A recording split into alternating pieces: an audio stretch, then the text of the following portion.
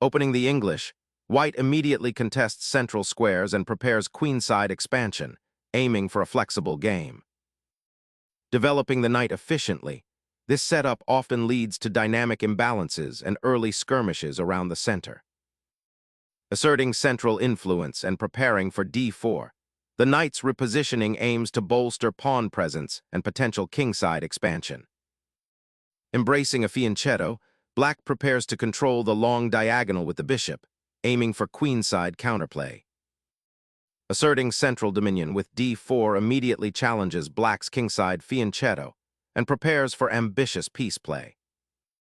Developing the bishop to its longest diagonal offers excellent scope for future counterplay. Opening the center to unleash the queenside attack, controlling key diagonals. Securing the monarch initiates a safe harbor, a wise precaution before challenging the center's dynamic clash. Fleshing out the center while preparing to eye the kingside. Solidifying the center pawns and opening the diagonal for the queen establishes a robust pawn chain. Fortifying the center with f3, white establishes a solid pawn chain and prepares for a potential kingside pawn storm, though it does slightly hinder the development of the knight on g1.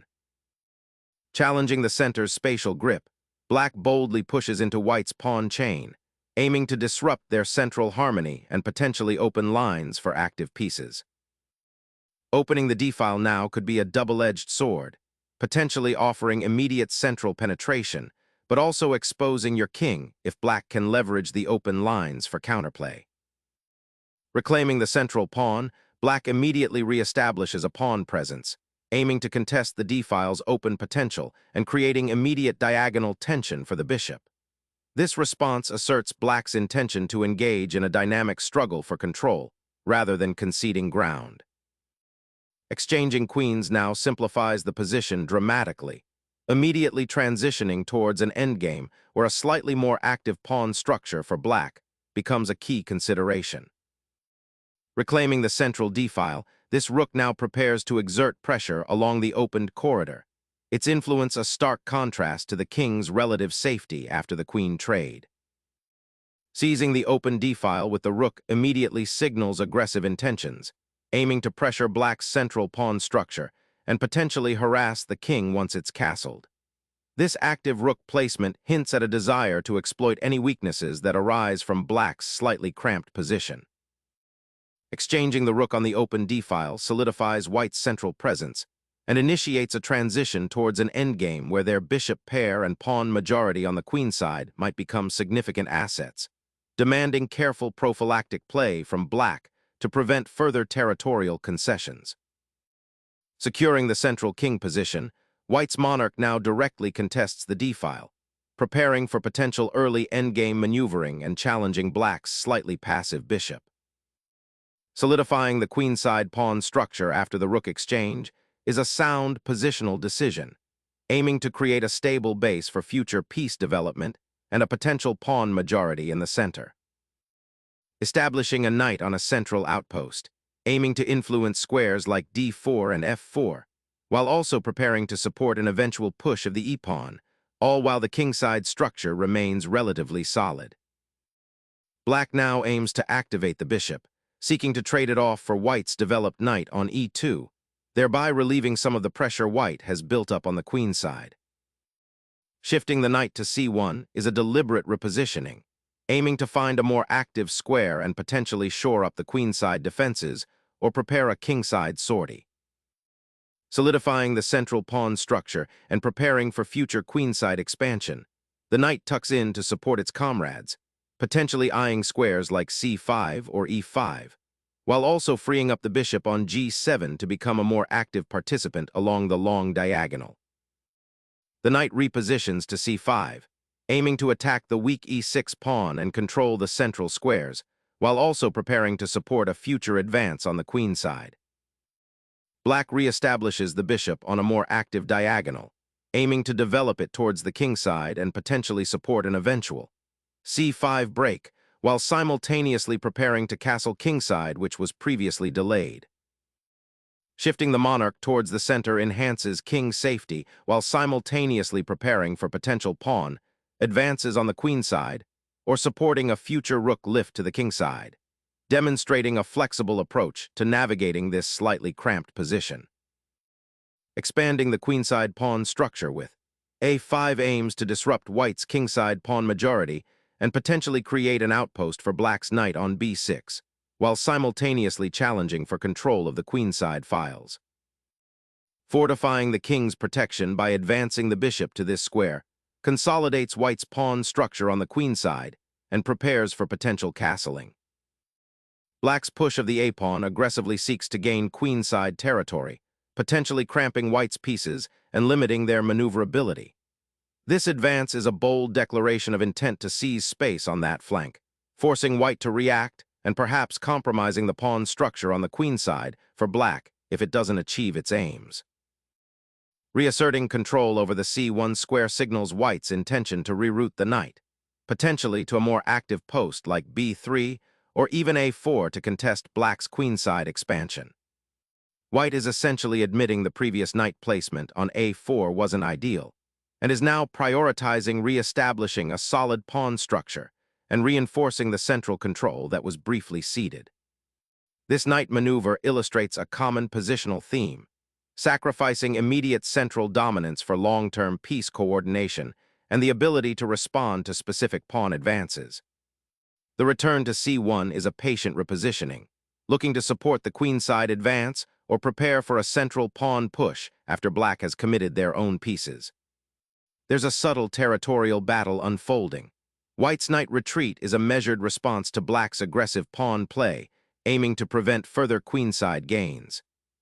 This decision highlights the importance of flexibility in piece placement, even when it involves a temporary concession of squares or lines. The knight's journey to E8 signals a strategic redirection, a subtle redeployment aimed at challenging white's control over the central dark squares and preparing for potential pawn pushes on the queenside. Black is actively seeking ways to activate their pieces and break free from the somewhat cramped position, looking to contest the open files and gain a foothold in the enemy territory. This knight maneuver, while not immediately aggressive, represents a thoughtful positional adjustment, seeking to improve its scope and contribute to black's future queenside expansion or central counterplay. Reasserting control over the open d-file is paramount, especially with both kings now exposed on central squares. Reinforcing the d5 outpost and preparing for a potential in d7 f5 maneuver, this move solidifies black's central presence and subtly aims to expand on the queenside by supporting the pawn's advance. The king's safety is now paramount, as white advances the g-pawn, a seemingly aggressive maneuver that might aim to create attacking chances on the kingside, but also potentially weakens the pawn structure around the monarch. Black finally activates the beleaguered bishop on c5, aiming to challenge white's control of the central dark squares and prepare for a potential pawn break with b5, a common theme in fianchetto structures when the opposing king is somewhat exposed. Trading off the bishop immediately solidifies white's central control and aims to simplify the position, potentially steering towards a favorable endgame where white's king is more active. Black's queen-bishop, though well placed on g7 earlier, becomes a less dynamic piece after this exchange, and white gains a slight edge in piece activity. This decision prioritizes eliminating a potentially troublesome attacker and emphasizes white's intention to leverage their king's central presence in the upcoming stages of the game. The knight's repositioning to c5 immediately challenges white's central pawn structure and aims to activate a piece that has been somewhat passive since its early development. This bold maneuver prepares for potential pawn advances on the queenside and seeks to exploit the slightly exposed nature of white's king after the exchange of rooks. By placing the knight so actively, black forces white to make immediate decisions about how to defend their central control and the king's safety, creating dynamic possibilities for the coming middle game. Opening up the b-file for the knight and aiming to exploit the open nature of the position. This knight's journey from c3 around the queenside and now towards the center suggests a long-term plan. White is not just maneuvering pieces, they're actively seeking to improve their knight's scope and create potential attacking avenues. The current position might seem quiet, but the placement of the knight on d3 can be a precursor to several dynamic continuations, perhaps targeting weaknesses on the queen side or reinforcing central control. Consider how this knight, by vacating the c3 square, also opens possibilities for other white pieces. Centralizing the knight after this exchange fundamentally reshapes the board's dynamics, aiming to exploit the open central files for future action. Opening up the bishop to the d3 square, white aims to reposition this piece for greater influence on the queen side, potentially supporting a pawn push or eyeing the black king's eventual defensive structure. Shifting the king to the 7th rank opens up a path for it to join the action and offers a degree of safety from the opposing bishop that previously held sway over the dark squares. Pushing that pawn to b3 creates a long-term structural weakness on c3 that might become a target later, but simultaneously, it liberates the rook on a1 to potentially infiltrate the queen side or support a queenside expansion. A tactical reshuffle to disrupt the pawn structure and potentially open lines for activity. This capture forces white's king to move again, creating an immediate tempo gain and a chance for black to activate their pieces more effectively in the center. The pawn structure on white's queenside is now irrevocably fractured, creating weaknesses that black can target. The exchange of pawns on the file alters the pawn chains, potentially offering black better diagonal control or freeing up squares for their knight. Consider how this change might influence the subsequent maneuvering, and whether it helps black to coordinate their forces for an attack. Unlocking the semi-open, a file for the rook, this capture immediately forces the pawn structure to solidify, granting white a potential outpost on b3 and influencing black's knight development by restricting its usual queenside avenues. Solidifying the king's position is the paramount concern now, preparing for a more active role in the upcoming exchanges, while simultaneously bolstering the queenside pawn structure against further white advances. Relocating the king to the relative safety of the 2nd rank now offers a better view of the queenside and prepares for potential pawn advances while keeping central control. The knight embarks on a curious journey, repositioning to c7, aiming to eventually reach e6 or potentially support a d5 pawn push. This maneuver allows for better coordination of black's pieces, particularly the remaining minor piece on g7, while also vacating the d7 square for the rook. While seemingly passive, it's a quiet setup for future counterplay, seeking to disrupt white's carefully constructed pawn structure and exploit any potential weaknesses. Clearing the king's path is paramount. White is now aiming to reposition the bishop to a more active square on the queen side, potentially pressuring black's pawn structure and preparing to activate the other pieces. Focusing on the centralized knight's potential, black repositions it towards the king side, aiming to challenge white's slightly awkward pawn structure and perhaps instigate a beneficial pawn exchange. Shifting the rook from the d-file, a significant open highway now under black's control, to d2 aims to establish a more flexible defensive posture, potentially supporting advances on the king side, or preparing to contest the d-file anew if black's intentions change. Finally, the knight finds a better square, eyeing the promising outpost on d4 and preparing to support the kingside advance. Steering the knight towards the kingside aims to bolster the structure and potentially create attacking chances, perhaps by supporting a pawn push or rerouting the piece for a more active role.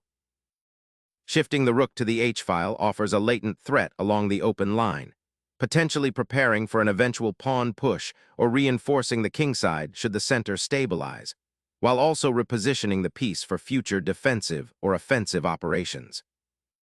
Initiating a graceful repositioning, the knight embarks on a circuitous journey towards the kingside, aiming to bolster the pawn structure and potentially support a future attack, while simultaneously improving its defensive posture away from the open files and potential central exchanges. The knight's repositioning to d4 injects immediate dynamic potential, challenging white's pawn structure and hinting at a potential infiltration. Securing the king's retreat becomes paramount as the rook on d2 is now directly challenged, preventing any immediate aggressive thrusts down the d-file and instead focusing on solidifying the central pawn structure. Unleashing a pawn storm on the queen side is a bold attempt to disrupt white's consolidated position, aiming to pry open lines and gain space for black's pieces, particularly the knight currently enjoying its outpost. Opening the c-file for your rook now offers a direct avenue for piece activity and potential pressure against black's queenside structure, a welcome change from the previous pawn shuffling and central maneuvering. Seizing the open file and activating the knight to a potentially dominant outpost on c3 is a bold repositioning, aiming to disrupt white's pawn structure and create counterplay on the queen side. Initiating a pawn storm on the king side, white aims to create attacking chances by advancing the h-pawn. This aggressive pawn push is a double-edged sword. While it threatens to unravel black's kingside defenses, it also weakens white's own king safety, potentially creating a target for black's pieces.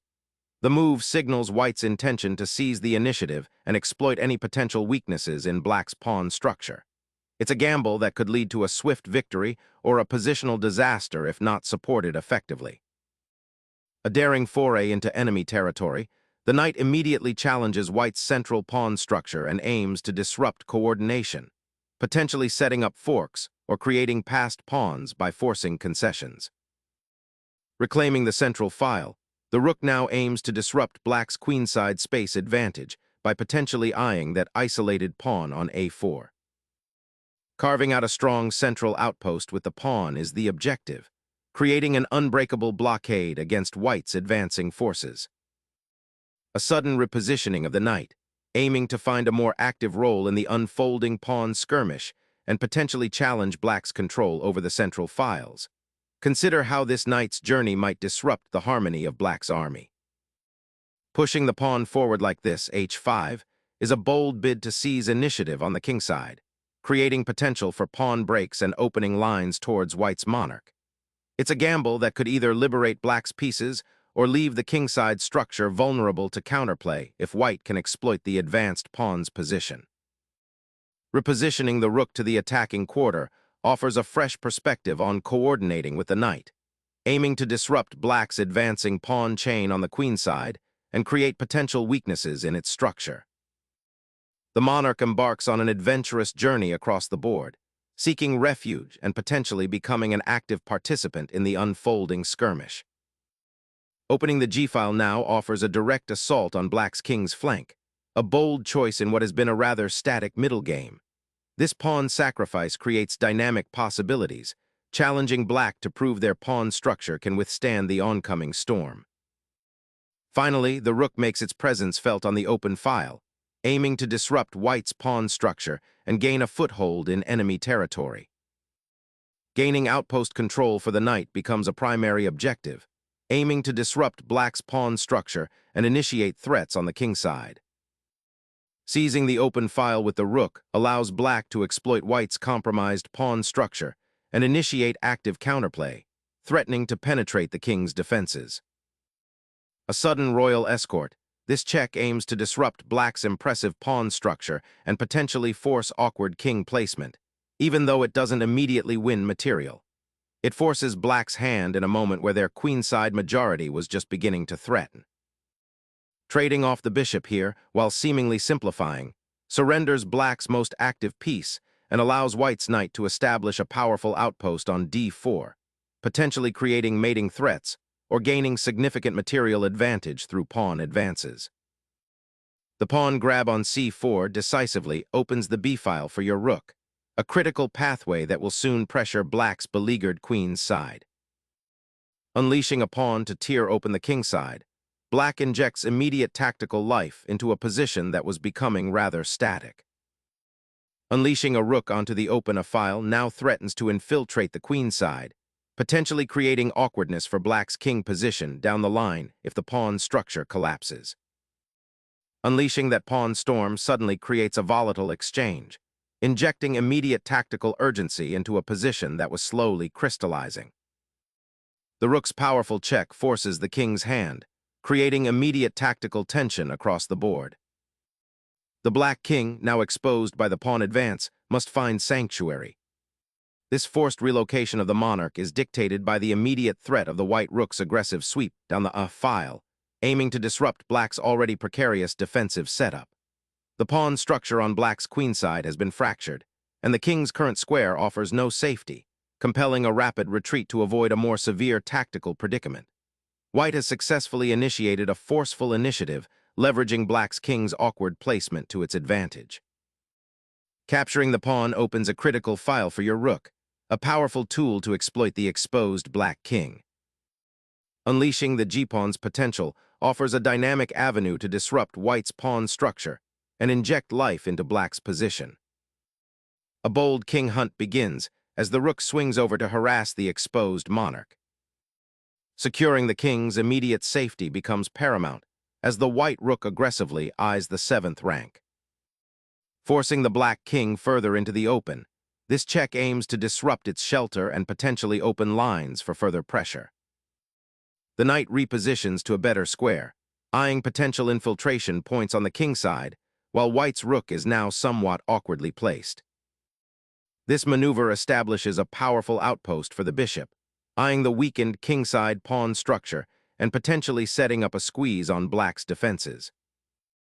Unleashing the rook into white's weakened king defenses, this bold incursion immediately seizes the initiative, threatening a swift collapse of white's position if the king cannot find immediate refuge. The king bravely ventures towards the center, seeking refuge amidst the advancing pawns and the potential for discovered attacks, aiming to become an active participant in the fray rather than a passive target. The rook on a2 now stands poised, a silent threat aiming to infiltrate white's pawn structure and disrupt their coordination, potentially creating immediate tactical opportunities or forcing a defensive concession. Anchoring the king on a broad square prepares for potential pawn pushes and provides a haven from the advancing enemy rook and knight. Harnessing the open file, black endeavors to activate the rook and challenge white's somewhat passive king, aiming to create immediate attacking potential. The white king embarks on a daring journey, leaving its protective pawn shield to contest the open board and potentially pressure black's advanced pieces. This unexpected retreat allows white to solidify their rook on the 7th rank, creating significant pressure along the open file and potentially forcing a difficult decision for black's king regarding its safety. Unlocking the D file for rook activity is the primary goal here, as it's currently blocked by the bishop.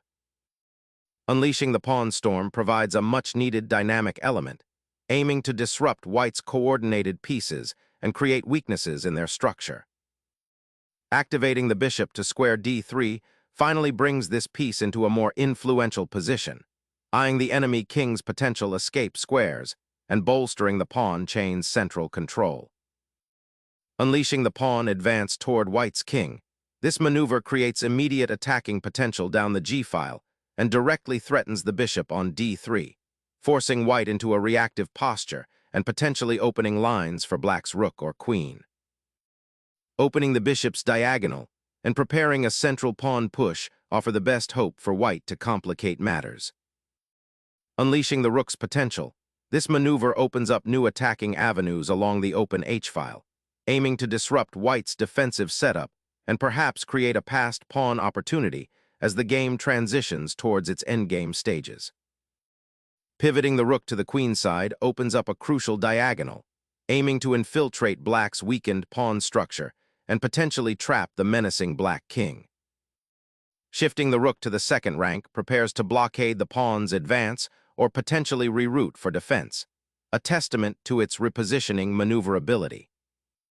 Unleashing the bishop's potential to control the crucial dark squares across the board, this maneuver aims to curb black's aggressive pawn push and shore up white's vulnerable kingside.